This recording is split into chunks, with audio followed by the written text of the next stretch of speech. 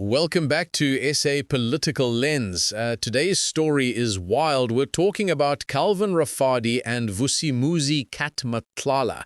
And an explanation of sending an advert that has everyone scratching their heads? Exactly. So Calvin says he sent Cat a posting for the Hawks boss position, but, Cat's a businessman. He wasn't applying. The one actually interested, Calvin himself. And well, here is a shocking part. Calvin was also part of the team investigating Jerry's kidnapping, the same Calvin who is friends with Cat. And it's not like Calvin didn't know Cat was mentioned in this case. So here's a clip of Mkhwanazi explaining the communication between Calvin and Cat. Listen carefully. So they're a typical example of what Cat Matlala sends to his associate. But to prove that his associate does not apprehend what is going on here, his response says, not good. A logic tells you that a story like this of the top management of the police being investigated, it can't be good. That is his expression, Mr. Van Wyk. But then the response from Matlala says, it's actually good, my person. It's actually good. My person is going to be a national commissioner now. I feel like he wasn't investigated enough. They should have checked his phone as well. I agree. And then, well, there's Calvin himself on Cutting Edge, pleading with the kidnappers. Let's listen. It shows that the criminals, they knew who they have identified, and they did this particular pickup. Experts say the kidnapping was well orchestrated, with the kidnappers managing to bypass CCTV footage. This is like a terrorist type of activity. So to date, like we are saying, they keep on demanding the money, the so-called 10 million that they are looking for. The family, they don't have money, and they've pleaded. They need help. And what is more worrying is that, Jerry is living with certain chronic medication, and we don't know if he is getting his medication. But what we are pleading is that Jerry must be released. It's been a long time. I'm dying. This is too serious. Please help me. On the ground, we realize as we go on the ground, trying to gather certain information, that there's also issues of trust deficit between some of the law enforcement and the communities. Hence, some are saying there are certain police who are involved in this, but those are just allegations for now. But, that will deal with that upon the investigation. But for now, any information is crucial. Right. And it doesn't really clear things up, does it?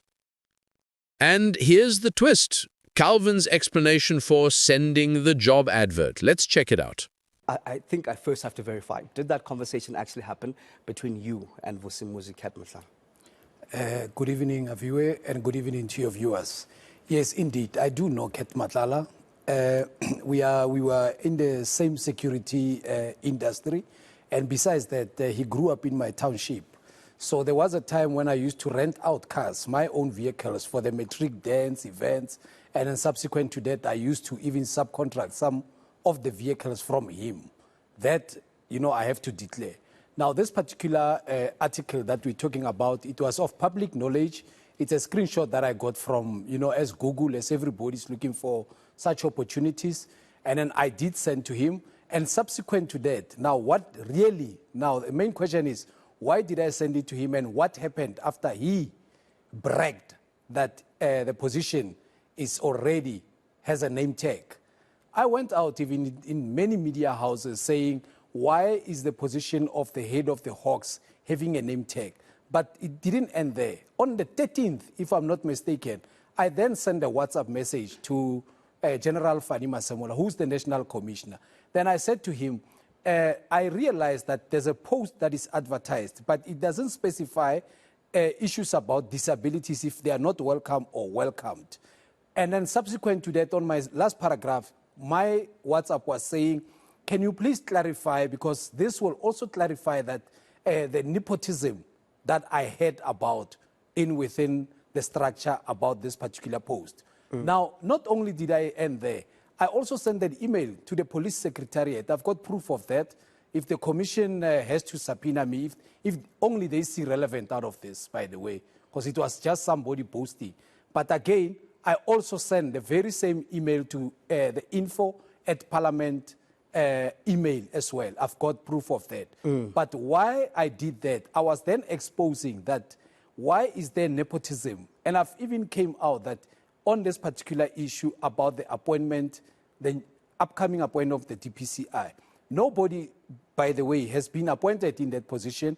It was actually re-advertised. That's why you see there's someone acting. Now, also, where I want to clarify, I want to first quickly just go into this issue of why you actually sent this screenshot to Vusi Cat Matlala. You mentioned the relationship of you knowing him a long time, but what's the nature of the actual relationship? Why did you send him the advertisement of the Hawks boss position? Yes, so why I sent it to him, I was telling him that because I was looking for some employment at the time in the security industry. Then I said, no, I'm quitting from my company.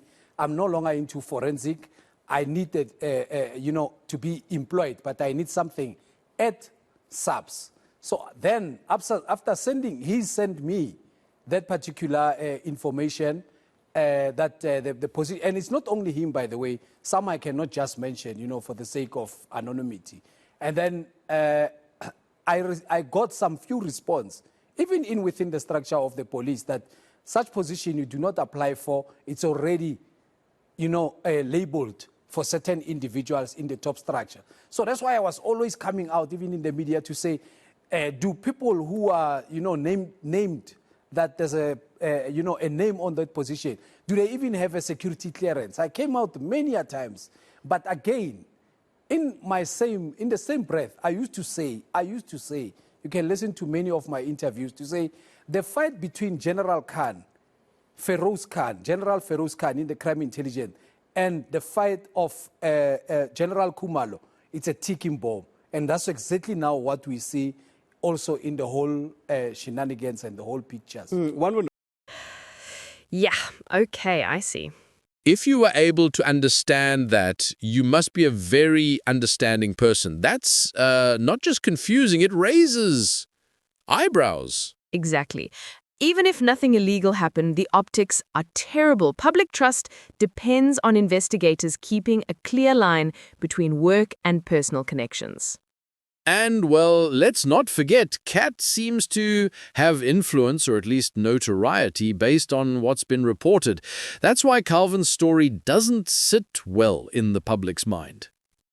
The Matlala Commission will sort fact from speculation, but for now, this story is a perfect example of why optics matter, even if all parties insist everything was innocent. Exactly. And hey, if you're working on sensitive cases, maybe keep your job hunting and your suspects on different WhatsApp threads.